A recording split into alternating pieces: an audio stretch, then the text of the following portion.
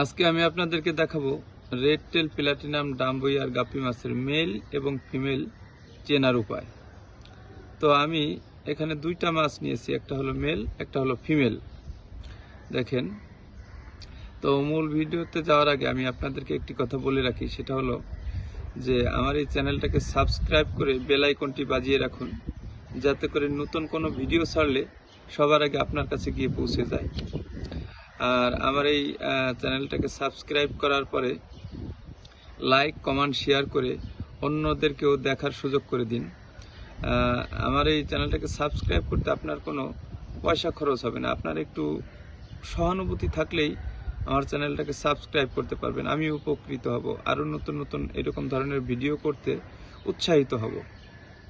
তো ভিডিওটি শুরু করা যাক।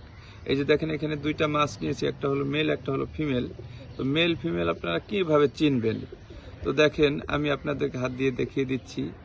এই যে মাছটা আছে, এই মাছটা হলো ফিমেল মাছটা, আর উপরে যে এই যে টেল বড় এবং কান বড়, এইটা হলো মেল মাছটা। এই যে যদি একটু দেখাই, এই মাছটা হলো মেল মাছটা, আর এটা হলো ফিমেল মাছটা।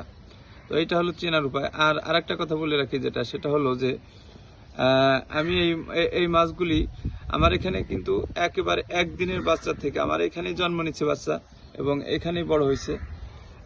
তো এই মাছগুলি একদিন থেকে এই পর্যন্ত কন্টিনিউ কিন্তু আমি ভিডিও দিয়ে আসছি আপনাদেরকে। আপনারা অবশ্যই পিছনে গিয়ে দেখে আসতে পারবেন আমার চ্যানেলে গিয়ে সেই ভিডিওগুলি।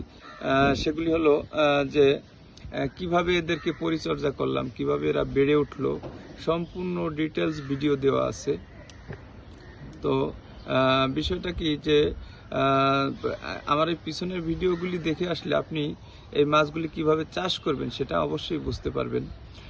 আর আমি সবসময় আপনাদেরকে বিভিন্ন ভিডিওর মাধ্যমে বোঝানোর চেষ্টা করেছি যে যখনই আপনারা এই রেড টেল প্লাটিনাম ডাম্বুইয়ার গাপ্পি মাছ, এগুলি কিন্তু অটো ব্রিড, আপনারা ট্যাঙ্কে ছাড়ি দিয়ে রাখলে অটোমেটিকলি এরা বাচ্চা দিবে। তো এদের বাচ্চা দেওয়ার কোনো হ্যাসাল নেই, এরা অটোমেটিকলি ট্যাঙ্কে বাচ্চা দিবে।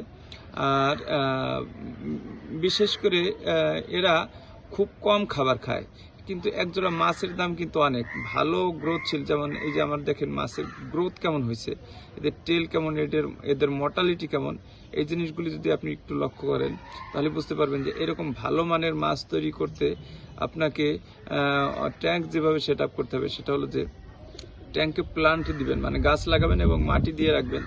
তাহলে এই মাটি এবং গাছের সংস্পর্শে অটোমেটিকলি কিছু খাবার তৈরি হয়, যে খাবারগুলি এরা অটোমেটিকলি পায়। এই খাবারগুলি খেয়ে এরা খুব সুন্দরভাবে বেঁচে থাকতে পারে। আপনি সীমিত অল্প কিছু খাবার দিলেই হয়। তো যেটা আমি সব সময় সব ভিডিওর মাধ্যমে আপনাদেরকে শেয়ার করে থাকি এবং বোঝানোর চেষ্টা করি যে আপনারা ওই অক্সিজেন দিয়ে বারবার পানি পরিবর্তন করে মাছ চাষ করতে গেলে বাণিজ্যিকভাবে তখন অনেক হ্যাসাল ফেস করতে হয়। আপনারা যেটা করতে পারেন সেটা হলো যে গাছ লাগাবেন এবং মাটি দিবেন। তার কারণে যেটা হবে সেটা হলো যে এই মাছে যে মলমূত্র ত্যাগ করবে, তার কারণে পানিতে অ্যামোনিয়া গ্যাস তৈরি হয়। সেই অ্যামোনিয়া গ্যাসটা গাছে খেয়ে ফেলে, যার কারণে পানি পরিষ্কার থাকে সবসময় এবং পানি পরিবর্তন করার কোনো প্রয়োজন হয় না। এবং অক্সিজেন এক্সট্রাভাবে আপনি মেশিন বা মোটরের সাহায্যে কোনো অক্সিজেন দেওয়ার প্রয়োজন হয় না।